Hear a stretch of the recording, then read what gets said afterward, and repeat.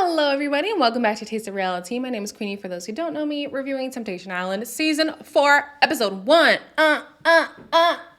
This is one of my favorite freaking shows because I love the mess.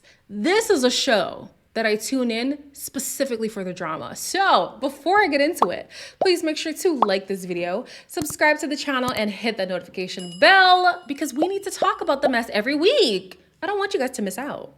All right, so I had already done a first impressions video on each couple, so I'm not gonna go into depth on each of them. There's just no point. You can go and watch that video. I think it'll be here somewhere, something like that. But the couples that we have, just a short synopsis, are Iris and Luke, who have been together for 5 years. Ashley and Lascelles, who have been together for 7 years. Jillian and Edgar, who've been together for 3 years. And Ash and Hania, who've been together for 1.5 years. I have always said the only way I would ever come on a show like this is if I know the breakup is inevitable and I'm coming here to be a hoe. I'm coming in here to sow my seeds, to do everything I gotta do while I get to do it without consequences, because I'll be damned if my partner thinks we're gonna come here and test our relationships by exploring relationships with other people who are meant to break us up. You're crazy. But let's meet some of the people who are here to break things up, okay? Some of the singles who stood out to me. The first one is James, who actually had Ash just a little bit frazzled. And if you think I'm a big guy, wait until you see my heart. It's even bigger. Calm down. Calm down. Next, we have Andrew, who kind of has his eye on, I think it was Iris. And low-key, he kind of looks like Luke. What's up? I can't wait to get to know you ladies, because it's my job. Hey, check the market research, man. Next, we have Ray Rock. I can't tell if that's a typo, if that's actually his name. But I have it here that he was doing just a little too much. But just think what you can do with your lady. I see you. Go ahead, try, bro. Y'all gonna break up after this? Then we have some of the girls, like some of the girls were giving feisty, some of the girls were giving energy. Poor Karina though, she was boring as all get out. But to her, I think she thought she killed it. And I'm like, nah. I'm not afraid to get a little deep. We'll find out. What do you mean by deep? And the last person who stood out to me was Marissa. I thought her little intro was cute and sweet. She even connected with one of the girls. They come from the same city. And I was like, aw, look at you. I'm a real estate agent from North Carolina and just, oh, nice. What about closing the deal, girl?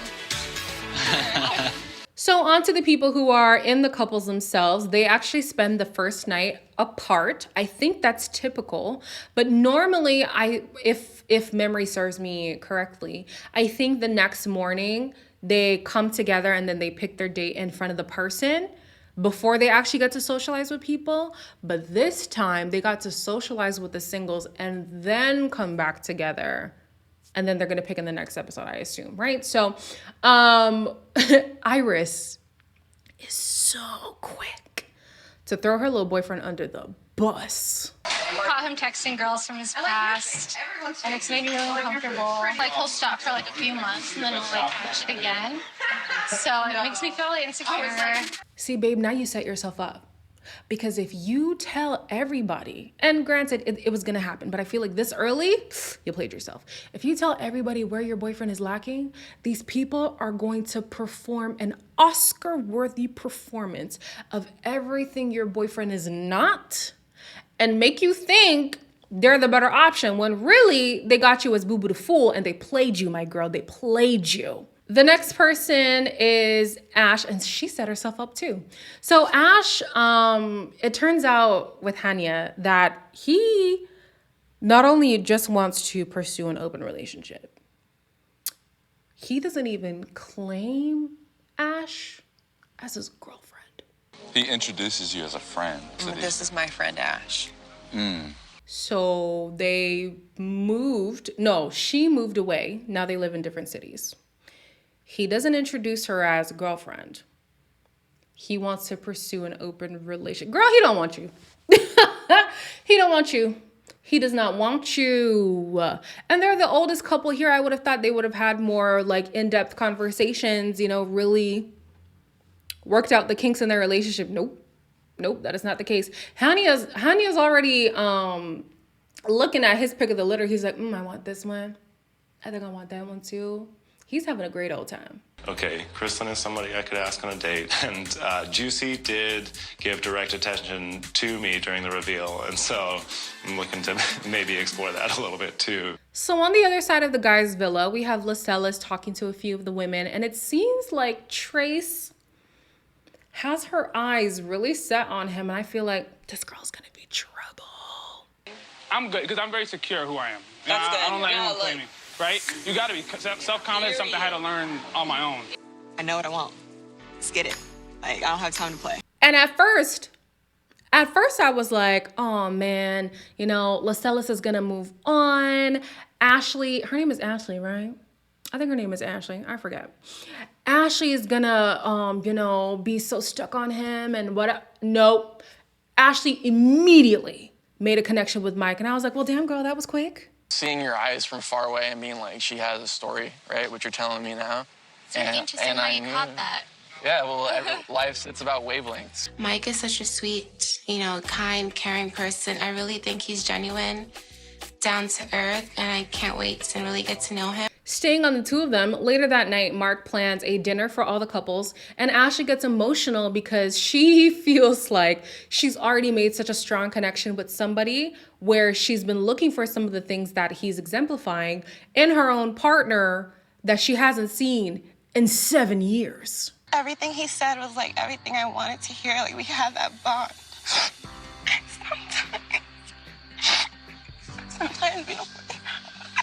So you're telling me a guy that you've known for 7 minutes has already showed you what you're looking for that you can't find in a man that you've been for 7 years. Why are you staying in this relationship? I would like to know. What was the reason? What was the reason? What was the reason? I just explained the reason. What was the reason, bitch? I don't need to explain myself to you. Girl, you need to let that man go. All right, let him go. With Iris and Luke, Luke's issue is the fact that he has little to no emotion, at least when it comes to talking to Iris or maybe talking about things to Iris. And for her, that's a big issue in their relationship because she wants him to be more vulnerable with her, right? So it comes up in conversation with Mark, and Mark asks, you know, like, what's really the issue here? And he gets emotional. You say the word family and I see you get choked up. Yeah. So again, I'm looking at these two and I'm like, girl, it took somebody who doesn't even know him that much to evoke some emotion out of him that you haven't been able to get in years. I don't know why these people signed up for this show thinking that it's going to make them stronger. Potentially, it could. But all I see is a group of people who should have came as singles. That's all I'm saying, okay? During the goodbyes, Ash encourages Hania to find happiness, whether that's with or without her. And I'm like, girl, it's without you. Find out what you want. And if you do want to be with me, I want you to be happy. With or without me.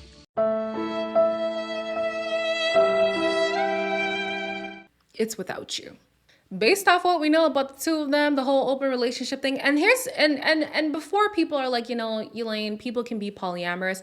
1000%. They could be polyamorous, but even in their polyamory, they claim their partners. Sounding like Hania doesn't want to do that. Like, y'all already live in different states. He already just introduces you as a friend. I mean, sounding like he wants happiness without you. That's all I'm saying. With Jillian, he is convinced that she's not going to find somebody. No, Jillian's the girl. Yikes. Jillian's convinced that she's not going to find somebody better than Edgar. But her reasons really shows me like, yeah, this girl is definitely 21. You are so much cuter and sexier, and you get me.